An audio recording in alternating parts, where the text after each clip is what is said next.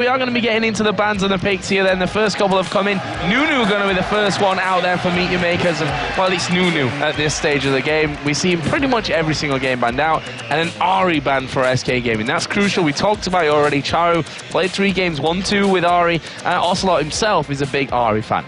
So this is a couple of things that are interesting. So this is the last week we're going to have the 3.8 patch. So again, the Nunu out there, we, of course, not a very surprising ban here for Meet Your Makers. The Ari and the Twisted Fate being dropped out is interesting here. I wonder if they're going to start prioritizing Orianna as a big pick here for SK. Of course, at least the other big one we talked about is still open. So you've got an interesting sort of mind game here of a lot of favorite champions being dropped away, and then which ones can you now steal at this point?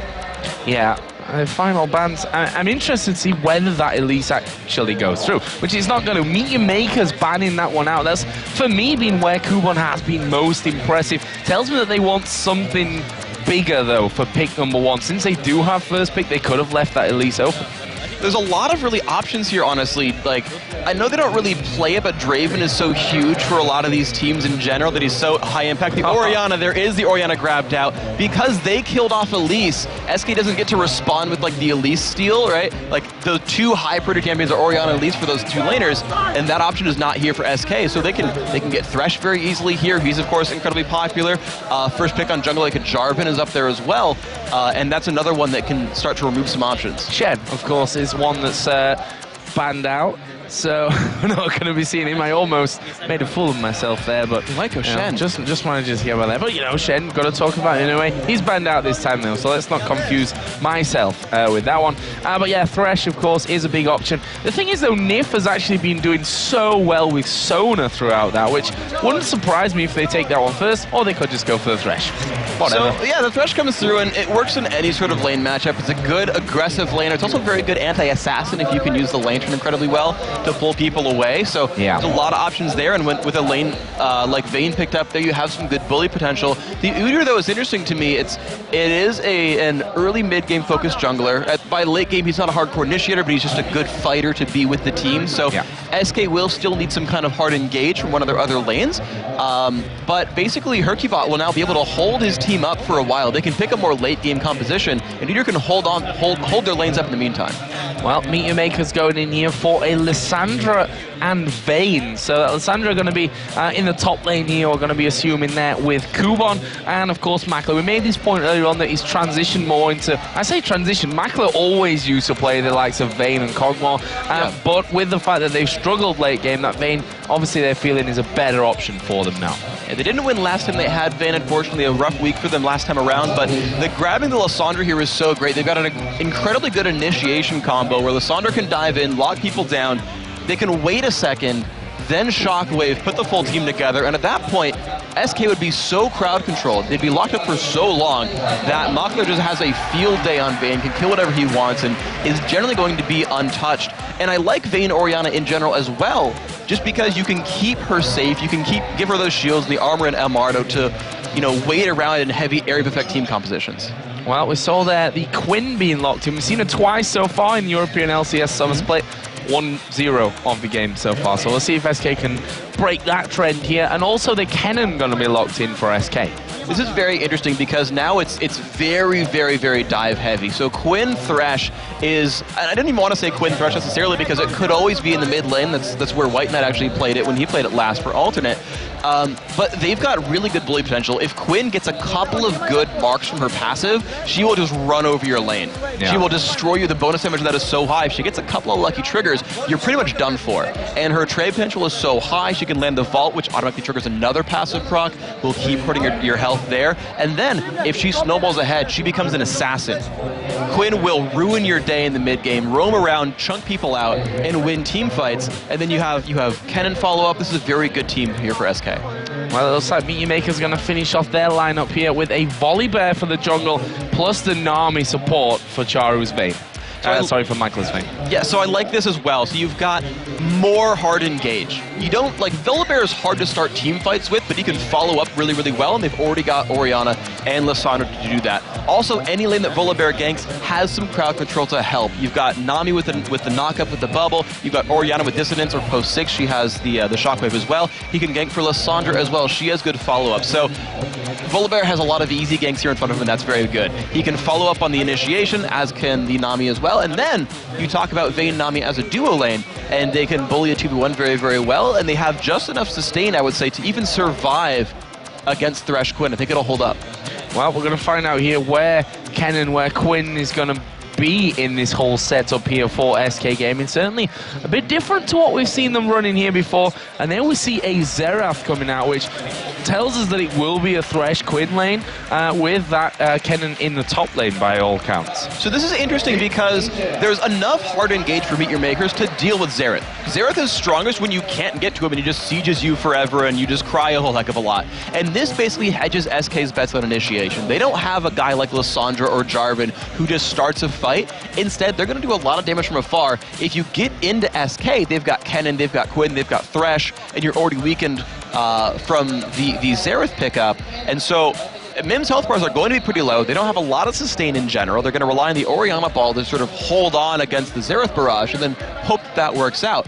Now, if SK does get some good things going on early on, then they have good follow-up, though. Kennen, Udyr, Quinn as well, they can all dive in and follow through. So if Ocelote ganks off to the side or something like that, they can all show up and make life miserable. Well, we've got the picks in for this one, and Meet Your Makers against SK Gaming. We said it before, you know, last time they met was the kind of crazy one. We saw the Rengar and Skarner come out, and again, different picks here for SK Gaming. You know, the Xerath, the Quinn. Kevin obviously has started to play more fighty champions in that top lane as of late as well. So, you know, they've obviously done a lot of tricks. You don't bust out a Xerath and a Quinn that you've never seen before for SK without doing a lot of practice with a lineup like this. And you've got to think that surprised Meet Your Makers here, because the way these teams will practice new compositions is they will do them in secret. They'll play it against other LCS teams because they need to get good practice, but they'll be aware of which teams they practiced which compositions against, and they would have certainly made sure they did not show the Xerath or the Quinn to Meet Your Makers very much. Part of the value of this is the surprise pick, and you kind of think back to the bans, right? They banned away two of the common picks, the Ahri, who can assassinate Xerath, the Twisted Fate, who can ruin the whole Xerath long-range positioning, saying, okay, that's fine, we're going to give you the Orianna, we know you're going to first pick it, and SK kind of played them in that setup here. So we're here in the battle for sort of the bottom of the standings right here. Meet Your Makers in the blue, SK in the red. It's going to be a very, very close match here, and it's really a game of different sort of styles here. Long-range poke and follow-up here for SK Gaming versus hardcore initiation for Meet Your Makers, who are going to want to sort of ruin the Xerath positioning, the long-range Xerath who sieges. So we're going to be getting into game here in just a second. You see there, SK definitely the favourites here when it comes to the crowd. There's no doubt about that one. As I said, Ocelote was warming the crowd up himself a little bit earlier on before they actually got fully set up here and ready to go. And we are going to be getting into game. So it is Meet Your Makers versus SK. Meet Your Makers, of course, on the blue side. Let's first of all touch on level 1 and what we may or may not see here, Freak. So you look at the sort of setups here, and you have decent level 1 for Meet Your Makers, because if they land the Orianna bubble, life is difficult. However, hyrqBot doesn't want to start bear stance. There's no easy crowd control for SK, really, because hyrqBot's going to want to start Tiger with Phoenix, right? He's going to want to be a damage threat in the actual jungle itself. So SK can get some early wards down, and they can kind of rely on Nyph's Q, but they don't really want to fight here, I don't think. So look at this. An early ward was put down there from Meet Your Makers, and SK respond with a pink coming straight out from that one. So they're going to clear out the vision that MYM have over their own red buff. We've just seen their Libik warding the SK red as well. So we'll see if this actually ends up being anything. MYM all recalling from that one. SK slowly but surely working their way through the buses, just checking with the death sentence, with Ocelote as well. And they've got now good vision on this bottom side of the map, but the fact that they don't really know where MYM are may even scare them off somewhat. But they've given themselves complete water control over this side of the jungle. They're actually looking to do something a little bit cheeky here and try to get some early level 1 advantage off of their champions here. There's zero vision for Meet Your Makers. They've already recalled the cannon back, but Meet Your Makers have to be very careful. That ward's going to get spotted by the pink ward, and SK could clear that out and still get control over the red buff. Well, MYM are walking in here. Let's see what's going to happen with this one. Red buff has now spawned. 4 men there for SK. They're going to be spotted by the ward as the flash comes in. Death sentence actually missing there. They're going to keep focusing in on towards that red. It's not quite smiteable right now as hyrqBot does get locked up there in the bubble. SK trying to get in there as we see the vault going down onto Mokatte. He flashes away with less than half health remaining. Ocelote actually picked up the red in all that chaos. Yeah, so they pulled the red buff into the brush, which prevented any smite from Mokatte at all. Now, unfortunately, hyrqBot smited a little bit early, so Ocelote got the last hit there, but honestly, red buff Xerath will do pretty well against Orianna 1v1. hyrqBot's still going to get level 2 off of this camp. Now, he is indeed on the other side. We saw that the slow start on that blue for Mokatte. Obviously, he had to back away from that red with not much health remaining, so he's probably going to be decently low from that. Of course, he has his passive to really help him out in that front as CandyPanda there just putting a bit of damage down onto Libik. So while we've got a bit of quiet now, let's break down these lanes, starting in this bottom side. You can see there the stats for Libik on Nami. 2 times he's played him and 2 wins. Good statistic there, but how does it work out against Quinn and Thresh? So this lane is going to be very, very snowbally. Both of them have the potential to chase people down and repeatedly crowd control them. CandyPanda has the blind and the vault, and he can start up a trade really strong. And someone like Vayne relies so heavily on auto attacks that getting blinded really ruins her trade potential. So as long as Nami doesn't land something good there, you're going to see this kind of setup is going to happen over and over again. CandyPanda going pretty deep into that one. Needs to be careful. Those silver bolts actually didn't get the proc there of that final one, but we can see that well, there is an opportunity here, and basically it's going to be about bubbles and hooks this lane as Makler goes in on towards CandyPanda there and almost able to pick something up from that one, but it's a case of getting him out of the lane here and getting that advantage by forcing CandyPanda completely out. And that actually happened because of the level 1 antics. Makler and Libik didn't take much damage at level 1, however the bubble lands on a Nyph. Is he going to be able to get away from this one? Gets condemned against the turret. The third silver bolt comes in and he just leaves both of them very, very low here with a bit of danger on their hands. hyrqBot is nowhere near to protect this bottom lane as CandyPanda gets another hit. There's a death sentence onto Libik. He has to flash away as he's pulled into turret range. But still, no first blood, but my gosh, it's close down there. Their health bars are so incredibly low. hyrqBot also looking for a bit of counter jungling soon. So again, the level 1, what happened is CandyPanda had to sit there 1v2 on the lane, and Nami Vayne can really chase you down and do a lot of damage. So CandyPanda for the first wave or 2 was stuck there 1v2 and actually lost half his health bar. He'd otherwise be fine. And they go in on Czaru. Oh, flash in there. Czaru, you're going to take a lot of damage. Has Xerath got the damage to finish off though? Needs one more. hyrqBot actually backing away there, and they don't quite manage to pick up the kill. And you have to wonder, Ocelote, he took barrier flash in this one. If that would have been ignite flash, that was first blood SK. And you so rarely get to be that offensive as Xerath, but he found the opening to go in on that one. I like the idea of going barrier. He generally speaking would get jumped on and wants the health. He's a long range mage. He's usually not in range of ignite, but it's just unfortunate. He picked the defensive summoner, didn't work out for him in the end, but it has pushed him out of lane. It will give Ocelote a pretty big minion kill lead. Well, he also knows that Czaru's never going to have ignite, so I suppose that's one way to look at it as well. And there we see the Quinn statistic, and indeed first time picked in the AD carry role. The times we've seen him before was in the top lane and in the middle lane. Yeah, okay, so here we go. We're going to see how this one pans out. Of course, the early lane didn't go so well. You saw a 9 minion kill deficit here for CandyPanda. And now with Makler getting back to lane with the Vampiric Scepter, it's going to be very hard for SK to push Makler out of lane. I think they picked Quinn to try to deal with him early on and win early trades and deny minion kills. That will no longer happen here. Meet Your Makers will have a very good bottom lane, I expect. I see the Sandra underneath the turret. Kevin pushing those waves deep in just to see if he can throw Kubon off a little bit with that one. He started with that crystalline flask and he's now going to be headed home for his first buy-up. So we'll keep an eye on what Kubon decides to pick up from that one. And it's going to be 2 Doran's Blades plus the Boots of Speed. Alrighty, so it's interesting. Early pressure here. Look at that. Look at the damage you can do on a Makler, but you'll see that get pretty much sustained back up. 20 health per attack right now is what Makler's getting. from his Vampiric Scepter, so I feel like he's going to be able to survive this one. The early ability power, though, on Kubon I like. It basically allows you to not have to buy a bunch of mana regen, you don't have to go Chalice, you don't have to go Tier, but you can work towards like a Zhonya's Hourglass or even a Death Cap or something, and have enough mana regen to lane with spells really well. Pushing this on right up there. Makler just trying to get those last hits in. Obviously, he has fell slightly behind, but we'll probably even have a lead by the time this next wave has been dealt with there underneath the turret. There's a ward over the wall from Libik, and that just shows you the pressure there. Didn't even want to go close to that Tribush just in case that Udyr was waiting to come out and get the stun on him. And actually, neither support has any wards now, so neither one can check the brush. If you wanted to lane gank with either Udyr or with Volibear, which is very possible in these lanes, you wouldn't see it coming. The extra thing that CandyPanda has, though, is he can use that W. He can reveal the nearby area and keep himself safe. It'll be much harder for MYM to gank that bottom lane. So this mid lane, we did see some action early on as hyrqBot flashed in for the stun on Czaru, didn't quite get the kill. Looking down the items right now, Tier plus double Doran's Ring being built up for Czaru, and on the other side the Chalice for Ocelote with a Doran's Ring of his own.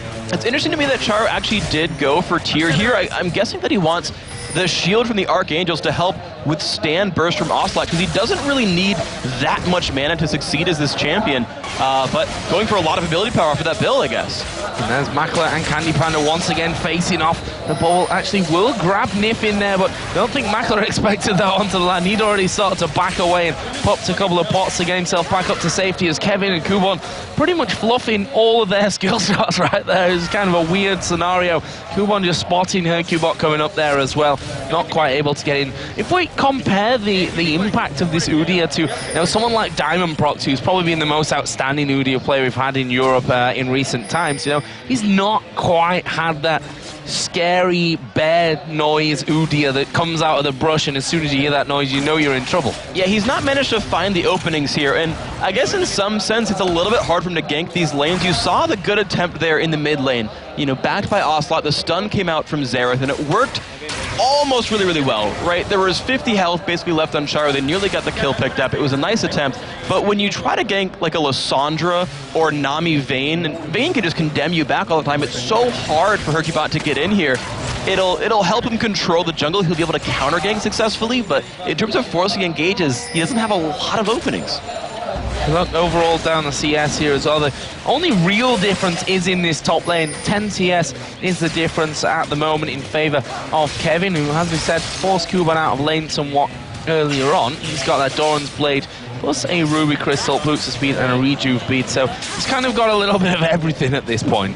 He does. He's going to go for the early Haunting Guise for some extra damage output with his ultimate and his general burst combo being a little bit stronger.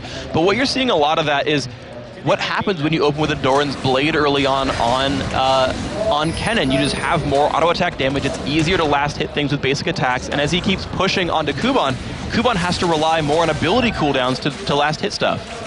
So we see here that Mokatte actually going in for the Elixir at this stage again. Talk us a little bit through that one, Freak.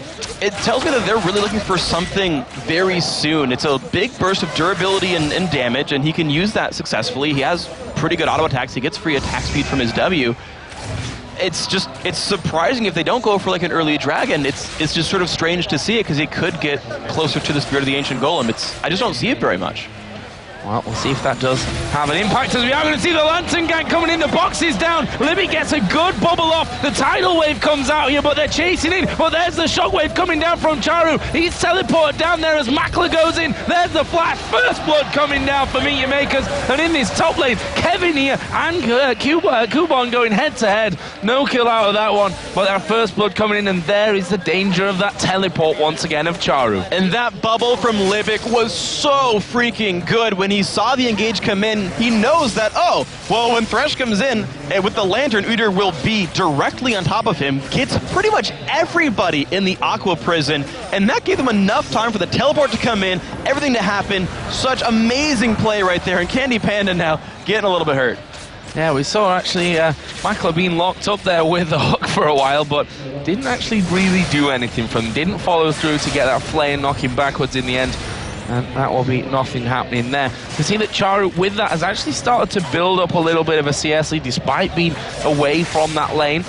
And he's just come up, picked himself up the golems, the wraiths as well, and he's going to be getting back into the swing of things here in just a second. Actually looks like he wants to have the wolves away as well while he's at it.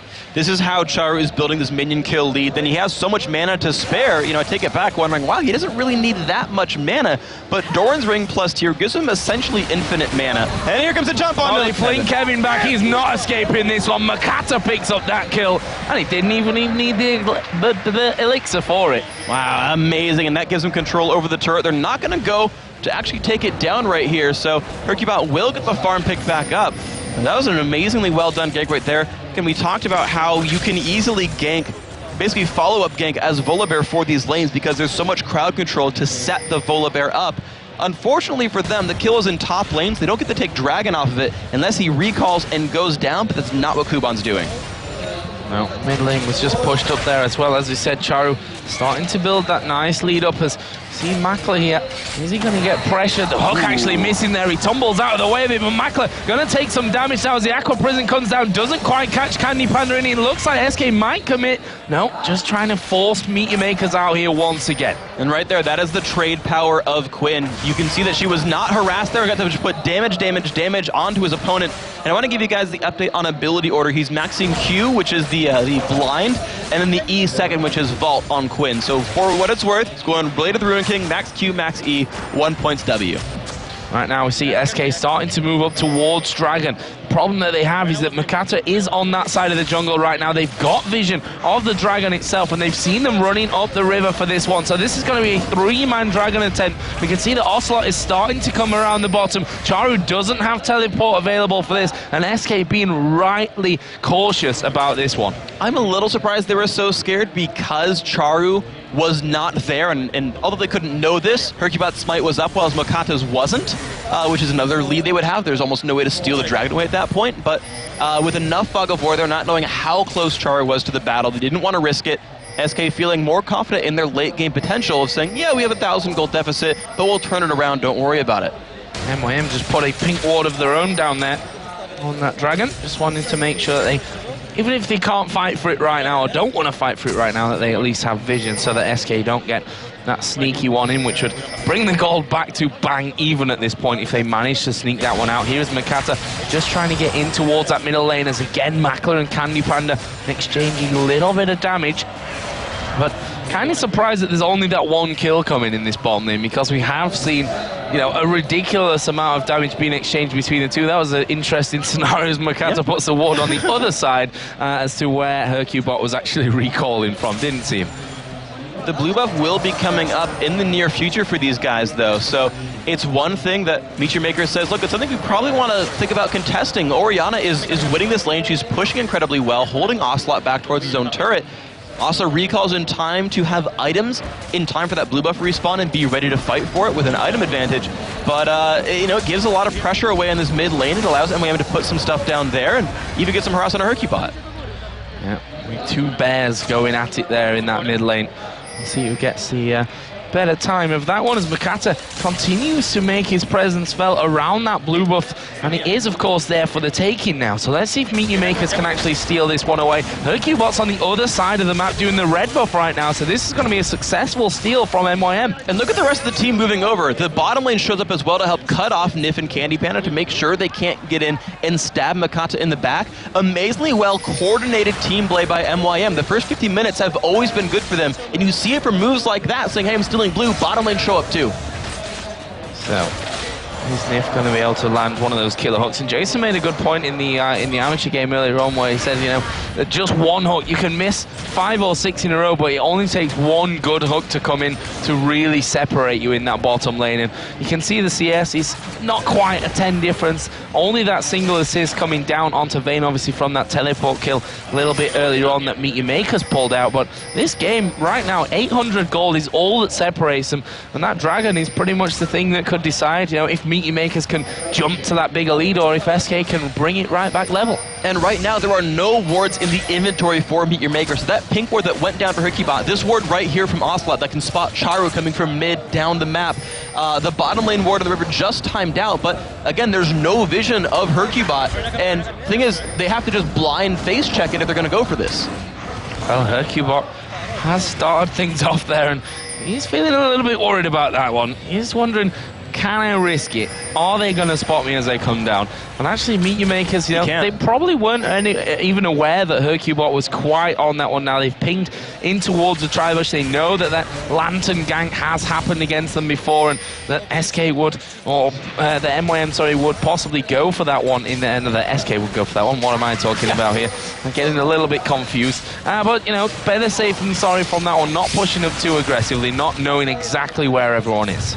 And the real test for who really wants Dragon is which top laner actually leaves his lane first. Typically, these guys do tend to farm up for a while, but Kevin, he's now got his rank 2 ultimate. He's level 12. If he shows up for a team fight, he will have very large impact here. Makler getting chunked down. Now going in there, we see the box put down from Nyph, not in the right place as Mokatte comes around. The focus comes down towards CandyPanda. Has to use his barrier, but he's a dead man. Mokatte picks up that kill, and that will leave him in a great position at 2-0-0. Meet Your Makers again showing that Mokatte, he's done so well to sneakily get into that top lane and the bottom lane here. 2 consecutive kills for him. He hasn't ganked all that often, but when he does, it's definitely worked right here. And that's one of the powers you get when you push that lane so hard over and over again. You deny wards into the brush, you keep them dark, you keep them in the dark, you keep them blind, and then you get to show up for that gank. Finally, you just layer all your crowd controls, get the flip back in, you get the kill out of it.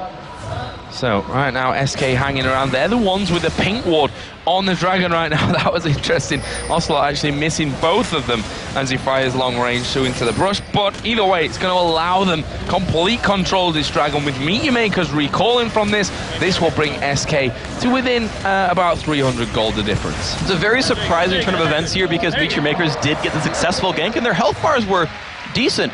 After that engagement, they just chose not to really pick up some kind of major neutral objective after that battle. So SK honestly gets the better of that trade. They lost a kill, picked up a Dragon. They put the gold lead within 500 right here. They didn't even have to send Kevin down to pick that one up. So he's still able to farm. You're seeing Kevin's build, the Haunting guys again early on there for the early damage output, going towards the Abyssal Scepter because he's facing a lot of magic damage in the enemy team.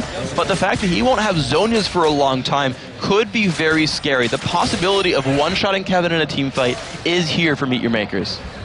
So, where are we going to see this next action coming down? Possibly here at the top. A wise ward, though, from Kevin, you know. He's been tricked by that once. It's not going to happen to him again. That ward in the first brush reveals that Mokatte has sneaking into that bush, but he won't be able to get anything. And you know what's interesting about a ward like that is you can check if there are wards in a brush by standing still and seeing if your character auto-acquires minions. If you hit minions, it means you're standing on top of a ward and they know. By putting it in the other brush, they can't make that sort of check. They might not know they're getting spotted, but hyrqBot is going to be rough for him. Yeah, he's probably not going to survive this one. Flashes away, but there is Czaru.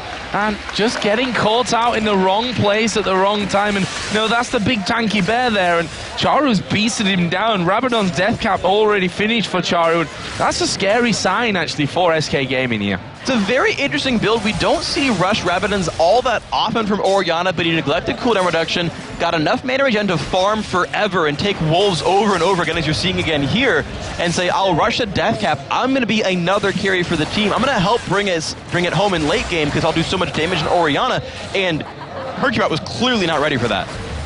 And we see again that bottom lane pressure being forced on by Makler and Libik, and you know, Vayne, we always talk about it. This early game is where you've really got to, you know, stop her, to hold her in a track, so that when it comes to the late game, you're basically holding her as long as possible away from that ridiculously strong carry that she is. But you know, Head in CS got 2 assists right now, got that Blade of the Ruin King in there as well, and this is going to be dangerous for SK Gaming, you know, as long as it goes on. And Czaru, as you mentioned as well, he's set himself up already towards that late game.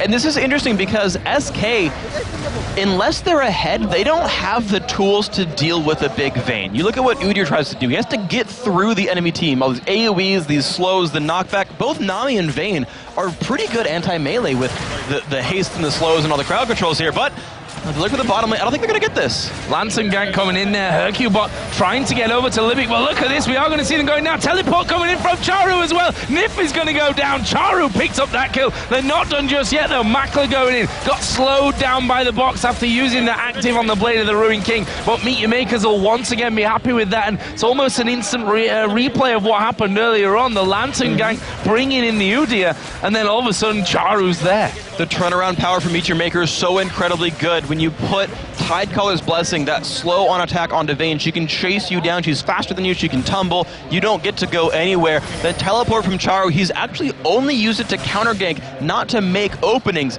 And when they pick these late game scaling lanes like Vayne and say, you have to gank me to hold me down, by the way, I'm going to show up to counter gank you, it limits so many of SK's options. It's incredibly smart here by Meteor Makers, and that seems to be why they're so happy to sit there and farm and make, you know, less moves and say, okay, Mokatte, make ganks happen once in a while when we know they're in Fog of War, don't waste your time otherwise. When they come to us, Czaru, you're on cleanup duty.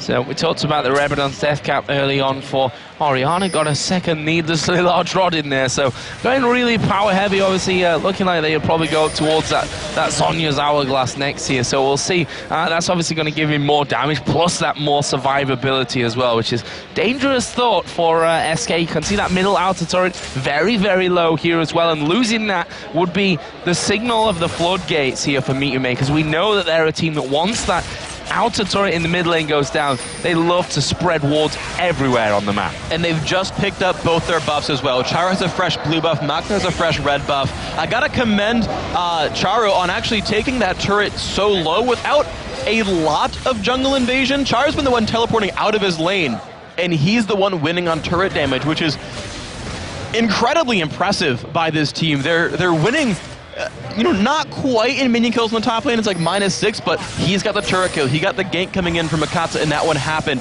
And it creates such a strain on SK Gaming where nothing that they're trying to do right now is working until we get to the point where Ocelote gets to siege everyone out, go, you know, hit W and hit people from 2,000 range away. Once that kicks in for SK, that's their big hope.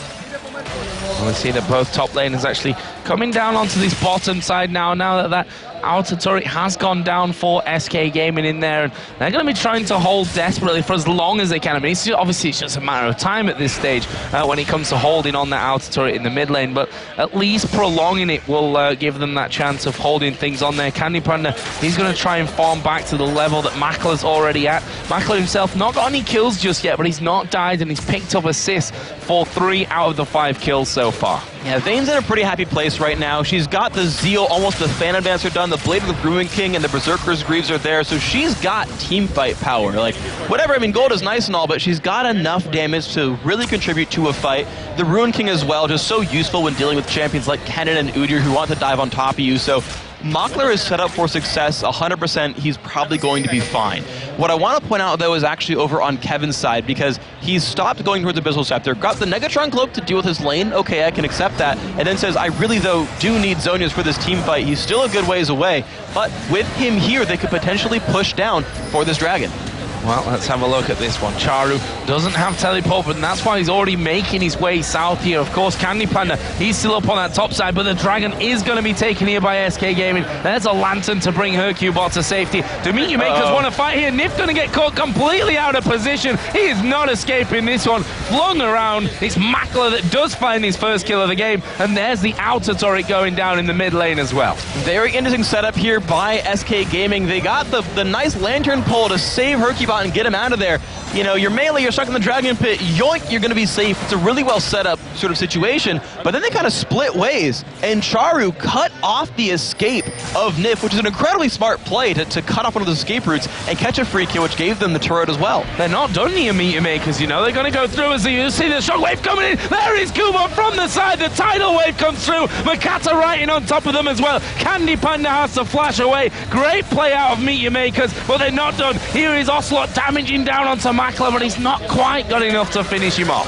And the high ability power Orianna shield actually blocks more than one full ultimate cast from Ocelote, and that is so important. High AP Orianna helps prevent people getting bursted out. Has armor and MR to the target you click. He's not really level 17. He's really already level 17 25 minutes in the game, so he is 1 point away from having a maxed out shield for 30 extra MR. I want to actually get the actual value of the shield right now, because he's giving a 360 point shield to any target who gets focused down by the Azereth here. So Czaru's pickup here is going to work actually quite well against SK's game plan. Really, really strong stuff, and SK yet to put a kill on the board here as well. Let's not forget that one. It's 7-0. The gold lead, you know, it's not massive at this point, 3,000 gold is all it stands at, but you know, and that's with the 3-0 and Turewicz as well. So it just shows you that SK, you know, they're not out of this one if they manage to control things a little bit more, get a couple of kills on the board. Of course, the dragons that they've picked up at this point really helping them stay in the game. But now could be a little bit more trouble as CandyPanda going to get caught out. Mokatte and Makler both coming into this top lane. CandyPanda condemned against the wall, uses the cleanse. That won't be enough to save him, but Nyph comes around with the lantern to save his teammate. And there we go, the shockwave into Ocelote. He's not going anywhere. Yeah, Ocelote is away from this one. We saw Libik going in. Czaru was just off to the backside, and that leaves Czaru now unstoppable at 5-0-1. Meet Your Makers are going Baron. And they will be able to take this one pretty easily, honestly. With only 3 people, they probably have just enough tankiness and damage. They could pull Kubon down if they needed to, but they should be all right here. Mokatte has the passive available, so tankiness they've got. Oh, they're trying to get in onto Kubon with this one, but well, you don't lock down Alessandro that easy. They have no idea that this Baron is being done right now. Meet Your Makers going to take that one nicely after those kills earlier on. Finally gets finished off, and that will leave them at 9-0. And look how the gold's changed. 5,000 it is now. It's a couple of thousand more than they had just half a minute ago. Which is a lot of great plays by them. The counter gank in the top lane is set up for Baron. Czaru trusting his team enough and knowing the power of whether or not they could kill Baron and saying, look, I'm going to teleport bottom lane. I'm not even going to be able to help you if they counter gank you. If they gank you at Baron, sorry, you're on your own. Just to stop Kevin's push in the bottom lane. Got himself a little bit more farm. 306 minions at 27 minutes, by the way. Huge margin. A huge minion kill lead for Czaru. Said, yeah, I'm gonna leave you guys alone. I'm gonna get some minions. I'm gonna save this turret. They're protecting every possible opening while still taking all the offensive moves. And I said CandyPanda using the cleanse, which of course he doesn't have. He's been forced into that Quicksilver Sash here along with his Blade of the Ruin King, whereas you know, you look on the other side, that Phantom Dance already done. There's a Negatron Cloak in there coming out for Vayne right now. And just overall, Meet Your Makers with that last little fight here have really brought things out for them as Kubon just gets knocked down a little bit by Ocelote, but they may be able to just brute force them away from this turret. And you see the Ocelote using the range of Xerath to try and stop it, but you're not going to stop a Baron up Meet Your Makers from taking that inner turret. First one of the game. Yeah, and look at Mokatte's health bar. He face tanked that turret with just an Orianna shield and lost maybe 50 health at the end of the day right there. And this is sort of the reality for Meet Your Makers. They've got because Czaru is so far ahead, he is able to make anyone withstand Ocelote's burst. They've got a very far ahead Makler who is just nice and fed enough on Vayne. Hasn't been donated a lot of kills, but held up in his lane, got a good number of minion kills, got the assist a whole bunch, still hasn't died, of course, as no one has in the team. And so they have whatever they need. When Kubon finally does join the fights and initiate, as we saw last time on the secondary turret for SK, they've got all the makings of a very good team comp with gold in the right places. And catches like this, I don't know if it'll even mean enough. Well, they've done a lot of damage here to Libik, but look at Kubon, he's right in there. There we see the shockwave coming across as the tidal wave will join in as well. SK very, very hurt from this one, but Meet Your Maker's going to follow up. It looks like that was just a case of bullying them away from that second inner turret of the game here for MYM.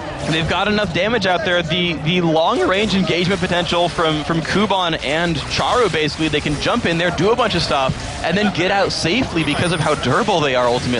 And it's ironic, but that's what SK wanted to do. They wanted to go deal damage from 1,000 range away, force people off the turret without taking any kills, and gain a big advantage. But Meet Your Makers have the poke that they need to force SK away without starting a fight. Makler just been shot down there by Ocelote, stopped him from recalling, and he just tumbles away to recall from by that Tribush. So not really a problem for him there. You can see CandyPanda waiting for those minions to actually come to him in that lane. I mean, hard to lock down a Quinn, certainly, but also not impossible, as we've seen before. The condemn from Vayne, forcing him to use that Quicksilver Sash, or maybe we could even say forcing him to go into that Quicksilver Sash in the first place, is certainly a knock on how far he can go with this one, as Mokatte is chasing down Nyph right now. You see the flay coming out, and Mokatte not quite able to get in there for the fling, but they've bullied them out of that blue buff area. So this is the sort of interesting setup because honestly CandyPanda will be a pretty good duelist. He's got the mobility tools he needs to outplay most of the champions on MYM. If CandyPanda plays it right, he'll be okay. The problem is their team is not in that same sort of setup right here. Meet Your Makers have control of the map. They've got a 7,000 gold lead. The Dragon is theirs for free because they're wearing Baron buff. They've got more kills. Like, there's a lot of reasons why this MYM team is ahead. And so it's on them to keep making the plays and keep pushing forward. And the thing is, it shouldn't even be that hard for Meet Your Makers. They've got a very good team composition and the gold to back it up. That Void Staff now added in there as well for Czaru.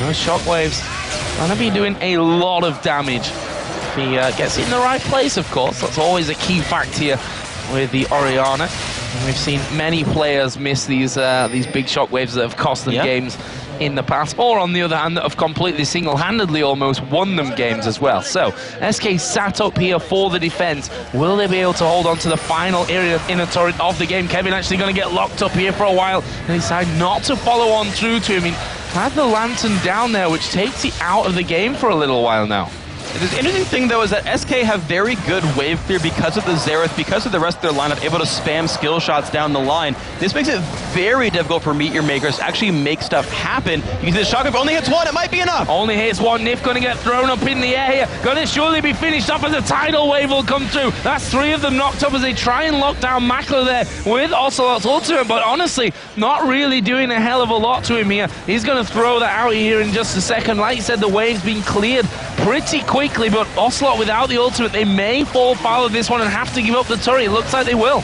Yeah, the Lysandra right there actually forces Ocelote to continually back up. Whenever the Ice Claw comes out, he can't stay siege and kill minis. He's got to leave and walk away, or he gets stunned and just insta-burst it out. So even though he could normally wave clear, Kubon just faking his E, throwing it out there saying, if you don't leave, you'll die, gets to stop the abilities from coming out. You've got like, these mind games constantly with these wave clear situations.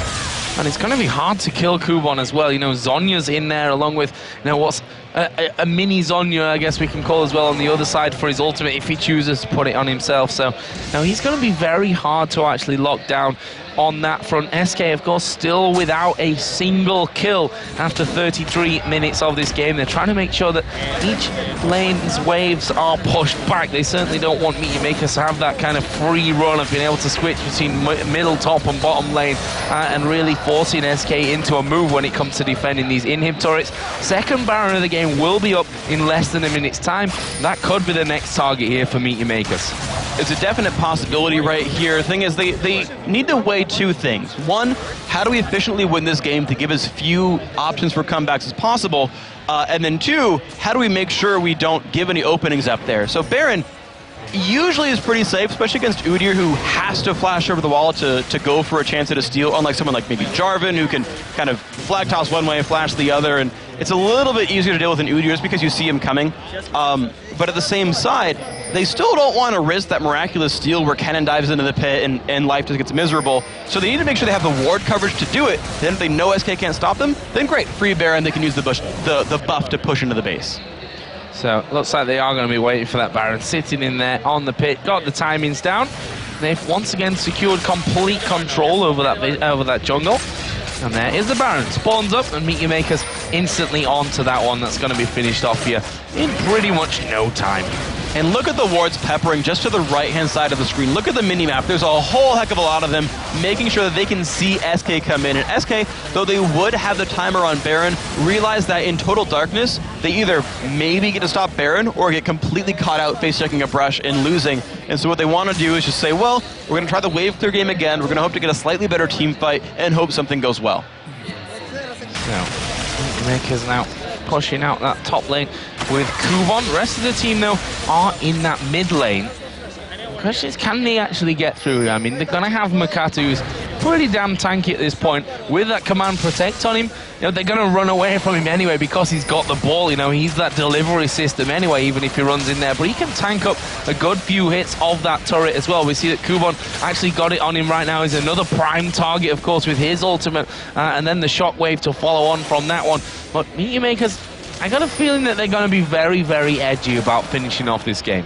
It's always a risk because there is burst, there is counter engage. If Quinn is untouched, she has very high sustained damage up. It's always something to be aware of. If Ocelote gets to catch someone out, the stun lasts long enough. You can burst a couple of guys on this team potentially. The difficulty, though, is if MYM is ready for it, then they can shield it off, but there's always that chance where you just put the shield on someone, the cooldown's still down, Makler, you know, whiffs the cleanser, still gets caught down by the skill shots. There's these openings here that they have to be aware of for SK Gaming. looks like right now they're going to push all the waves in. You've got Czaru down to the bottom lane. He's got teleport, so if something happens, he can join up to his team. You've got Makler pushing the top side, though he's staying safe, making sure he doesn't get caught out, and the rest of the team holding the mid lane. Once this is all there, once there's pressure in too many places for SK to deal with, one of those lanes will crack. Which one will it be first? Is Libik having a dance there in the middle? Woo! It's got good moves. He is very agile. He even gets a round of applause here. A few 8 out of 10 ratings from the crowd for those dance moves. Makler pushes out that top lane as well. Czaru going to be stealing away the blue buff. Say stealing, it pretty much has belonged to Meet Your Makers for quite a while now. That is not SK's buff anymore. It doesn't belong to Ocelote at this stage of the game. There's another wave pushed up. Czaru's wave on that bottom side is going to be right up there on that inhib turret as well. And SK going to have to be thinking about which side they defend first here in just a little while. It's interesting because basically SK can walk between their lanes pretty easily. A lot of them have mobility tools. A lot of them have good long range so they can kind of get there from halfway to the turret. But Meet Your Makers, it's just, they can choose to go in whenever. Oh, a hook landing here onto Kubon. He's actually used that Zhonya's very, very early from this one. Will flash away as we see the Nami tidal wave go through. Orianna now coming towards this middle lane as well. And there was a lot burnt there for not a lot of kills afterwards. There's a shockwave coming in onto CandyPanda. Half of his health, more than half of his health gone with that, but he can get back and heal and then come straight back in now. Yeah, he burned barrier. He's got enough money for home guard boots, and if Ocelote can wait for this a little bit, they can get him back into the fight in time.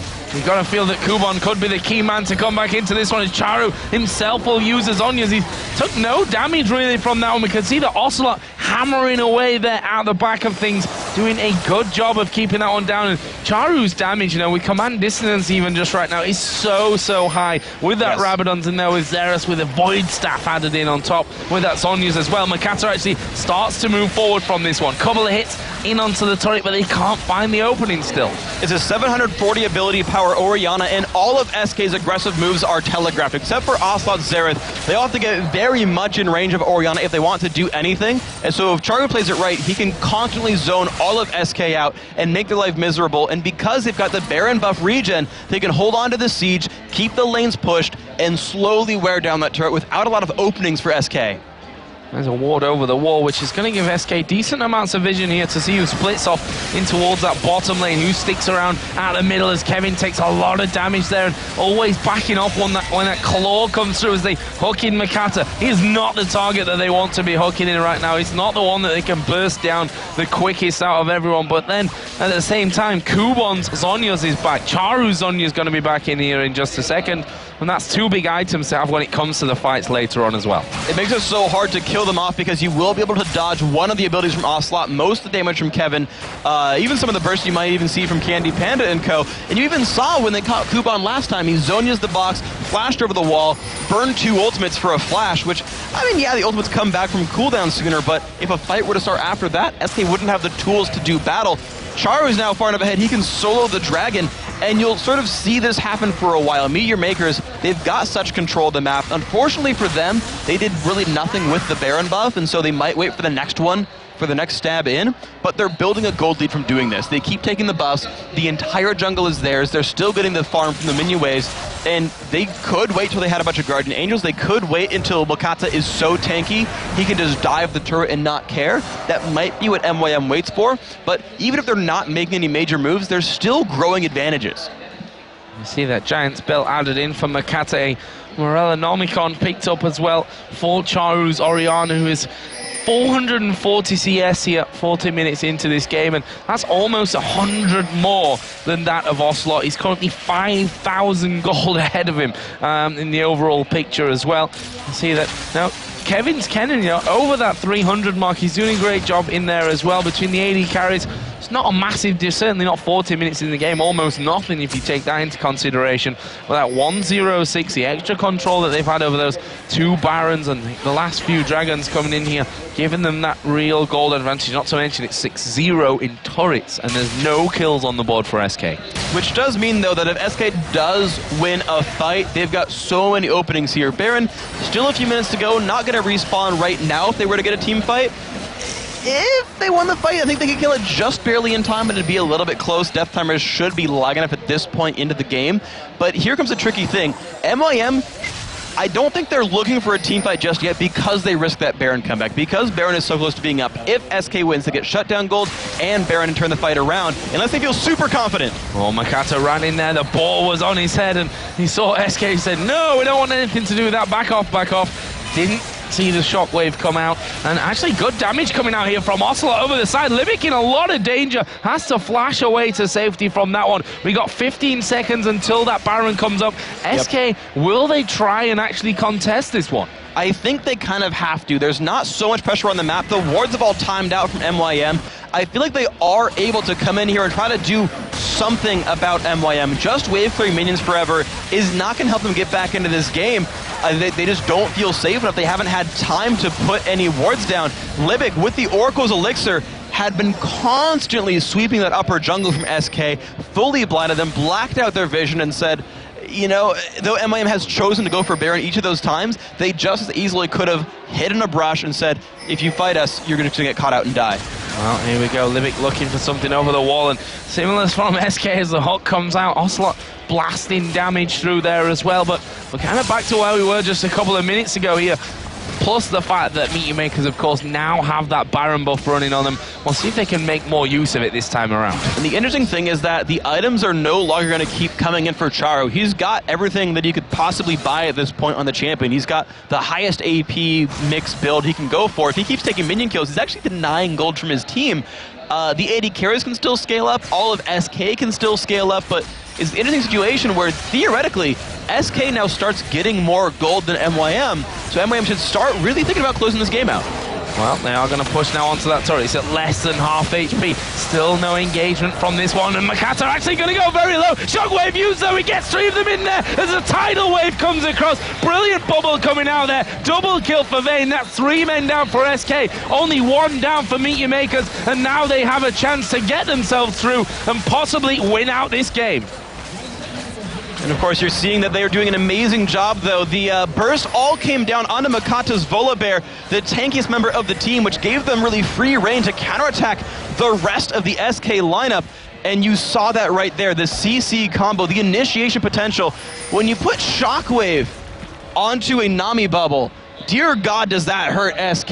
They have no way of dodging that ability. The Shockwave, of course, is going to land when you put that on top of the slow from Lissandra. Then that crowd control lasts long enough, you can go in again. Kubon is going to go in there. Nyph actually flashing away, but he's being chased down by Makler, who's now on a rampage. Ocelote trying his best to hold them off, but that won't work out for them. And it looks like inhibitor number 2 is going to be falling here. Not going to stop Makler now that his ultimate is down, even though he's trying his best here, is Ocelote, using that range to keep out of the way of him. But after that, it is going to be 2 inhibitors down. MYM fall back here, and that final push may come in just before that Baron runs out. Let's have a look how much time it's got left on it. Actually, I guess it's a minute and a half. Oh, it's a minute and a half. So they've got time to get back, buy up what they've. Most of them can't actually fit much more into what they have got there, but they'll be back here soon enough, I'd imagine, before that Baron runs out to try and bring it home. Mokatte almost has enough money for his Warmog's armor right here. He's very, very close to it. He's actually recalling at this point and is, I think, just 50 gold shy of that, so they might just wait for that item to come on through. But basically, MYM can just sit there and slow roll the top lane as the rest of their lanes really pull attention away from SK. And as the ultimates are all back available, Flash is not so much, but ultimates and the items are. Kubon can start up a fight just like last time, self-cast the ultimate, Shockwave comes off, Nami Bubble lands on top of that, and you just crowd control the entire SK team, or at least the ones that are caught out by that, for a good 2 to 3 seconds. And that, you saw the combo come together so incredibly well. The Orianna ended up being, though SK wanted them to get it, ended up being a really huge champion that broke apart SK's lineup. Well, MYM are now pushing up towards this top lane. Czaru going to be joining both Makler and Libik there. Kubon not too far behind them either. Mokatte still a little bit further behind since he actually just had to come back from the base there. Just added that Warmogs in, so he's definitely tanky enough now to get right underneath those turrets without having any problems whatsoever in terms of his health. You can see there top left, Dragon's live, but honestly, probably not going to be very important anymore in this one. We're 45 minutes into the game. And Meteor Maker's just looking for that final opening here. The super minions have already pushed both the bottom and mid lane out. And look at that, the bottom lane is actually pushed onto the Nexus tower. So SK have to defend that here at some point, or risk losing Nexus towers while holding onto an inhibitor tower. MYM can freely disengage, but they go in for some damage on Nyph. And look at that. They know that minions will kill the base for them, so they're like, all right, look, leave and deal with this now, or we get control of your Nexus for free. They're not even trying to dive the turret, but now they have the numbers advantage, they can go. Now they go in there, and well, they're on towards the turret from this one. Ocelote going to be charging up. Good blast onto 3 of them. Meteor Makers back off once again, wait for the next wave. Look at the Nexus turret, so they're being hammered away here by those super minions. They might be able to save that one on the bottom side, but it's going to be close either way as Kevin takes another chunk of damage. There is Nyph held up inside one of the bubbles as Mokatte gets a blast from Ocelote's ultimate, but Nyph going very low. Zonya's used here by Kubon. Kevin gets destroyed before he can really do anything. CandyPanda dives into the fight. He will try and escape from this, but they're all so very low. Makler was chasing in. They're going to take inhibitor number 3. The Nexus turrets must be going very low with this one as well. Could see that one is in fact already down here. The second one is on less than half HP. And Meteor Makers right here, right now, are going to finish off the Nexus itself and take down SK Gaming, losing 0 towers and only 1 death throughout a 50-minute game. Absolutely amazing play by the MYM lineup. There you can see them on their feet, congratulating everyone for a very well played game. And it was methodical from second one. They got the methodical ganks from Mokatte. They kept winning the bottom lane slowly but surely. Czaru, 1v1 against Ocelote, got ganked early on by hyrqBot, kept up a minion kill lead, put more damage to the enemy turret, used his teleport to counter gank, and turned that bottom lane over. Every move by MYM, slow and steady, it won the race, and they closed it out and really just took down SK. Now we see hands being shaken, always good to see. Hard defeat to swallow, I think, from SK, and especially for Ocelote here in front of his home crowd. But that's it from us here on the Caster Desk for now. We'll be back for the next game, but we're going to head over to Demon and Jason to break down everything from MYM versus SK game. Thank you very much, Joe and Freakin'. Well, it was a long, drawn-out game, but it finally finished, and just as Joe said at the end there, 0 towers, only 1 kill. That is not a good start to the weekend for SK. That is like the most, that's the uttermost form of control right there. Not letting them get any kills until like the very end, not letting them get any free turrets, which is honestly free gold that you can use throughout the game. Not letting them get very many dragons as well. It was just all about control the entire time, and I believe Freak said it best in terms of Czaru with his teleport, because let's go back and think about how he normally uses it. Usually split pushes late game with it, and uses it to get back into fights. This time, he was using it to counter gank. And it worked every single time he did that. He was able to give his bottom lane a huge lead. He was able to still build up a lead middle against Ocelote and still get a CS advantage, not to mention damage on the turret. It was just overall control. And that 3-man Aqua Prison from Libik at the start, just before First Blood came out, it was fantastic. You know, Freak called it just at the same time. It's like, he knew exactly where the bear was going to be coming into, knew where they were going.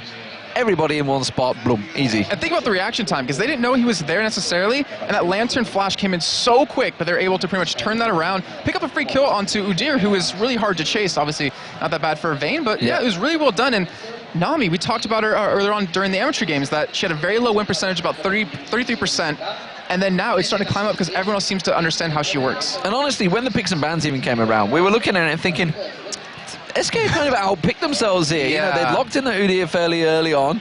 We saw, it was like, how was he going to get in? There was no way that hyrqBot could ever really get kills. You've got the Condemned to blast him away, Aqua Prison to catch him in, Orianna's Shockwave. He can get flipped away by the jungler and then stunned up by Kubon. So we were just like, it seems a strange pick. And that's almost the same sort of pick that we saw Diamond doing before once he went with Udyr. And it's how to counter Udyr effectively. Right, yeah. You just get a lot of CC. I mean, Udyr can work around slows a little bit, but if you lock him down with that, if you prevent him from moving, he's not going to do exactly what he needs to do. And yeah, we looked at each other, we were like, what?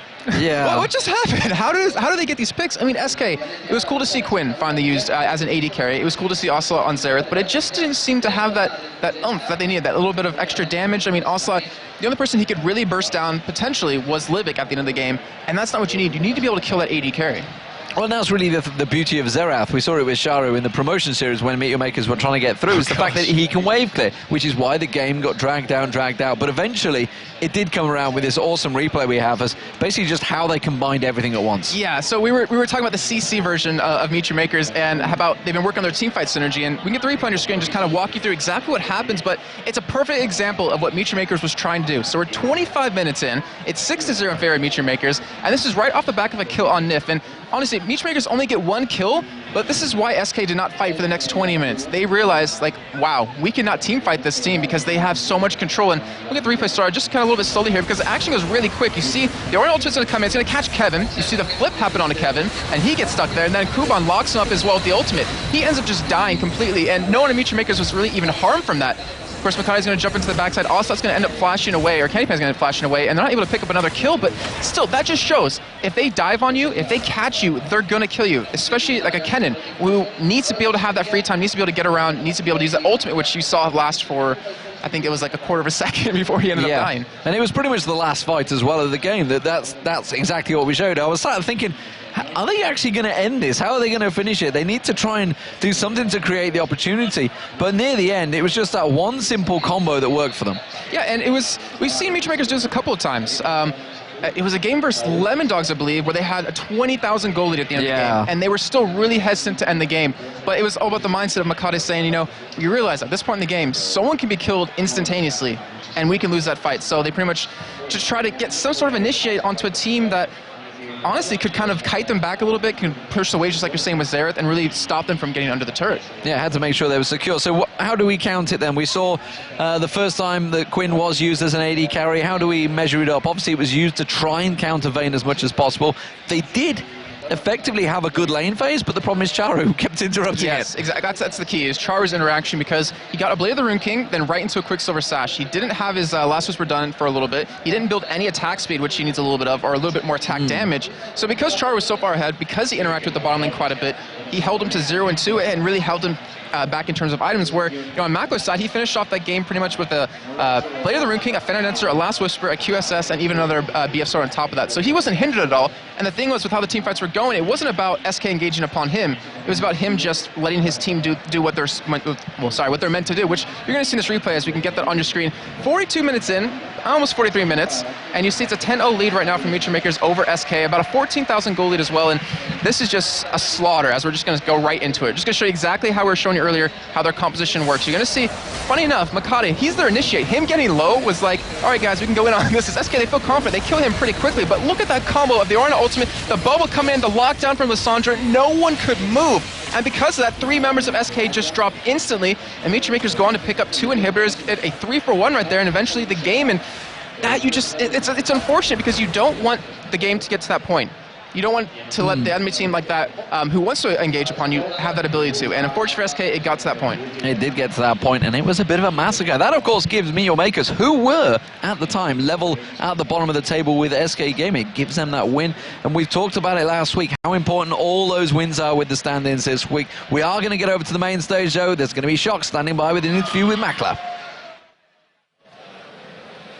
Thank you very much. I'm here with Makler. Congratulations on the win. Now, first off, we saw them picking Quinn as AD carry. It's the first time we've seen that. How was it going up against that? Preguntan que el pick de Quinn es algo que se ha visto, vamos, algo muy novedoso, no se había visto antes. ¿Cómo te has sentido contra este campeón? Yeah, I didn't expect Quinn pick from SK Gaming. Long time I didn't play it against that in competitive scene. But it went pretty okay, pretty easy, so it went all okay. Básicamente es un pick que no, bueno, le había sorprendido bastante que SK cogiese a este campeón, y bueno, les ha ido muy bien para ellos, ha sido algo fácil. Now, of course, you were playing against SK Gaming, against Ocelote in front of his home crowd. Did that add any pressure for you guys going into this one? Había digamos, el público estaba muy ayudando a Ocelote. ¿Ha afectado eso en vuestro estilo de juego? Yeah, the crowd was amazing. They were loud. I expected that because Ocelote and Aranea are really loud players, so I expected that the crowd will be as loud as them. So yeah, I didn't had big pressure because of that. It was. I'm happy that there is a lot of League of Legends fans in there. Está muy contento de ver a muchísimos fans apoyando también a estos que son sus compañeros Aranea y Ocelote.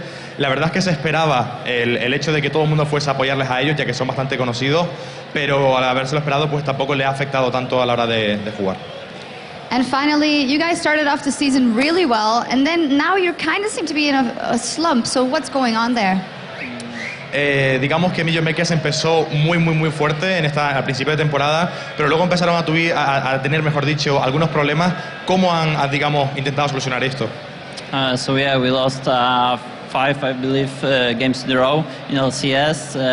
We came to Tenerife to break that wall and try to win at least one map, and I hope it will through us strength and that's it.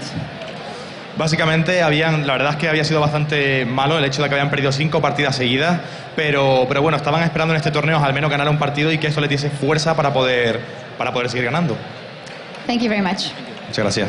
Now lately, evil geniuses have been playing like a shade of their former selves. Is a new face enough to jumpstart the team? Or will Spring Champions Fnatic roll past them on their way to first place? We'll see when we come back from the break.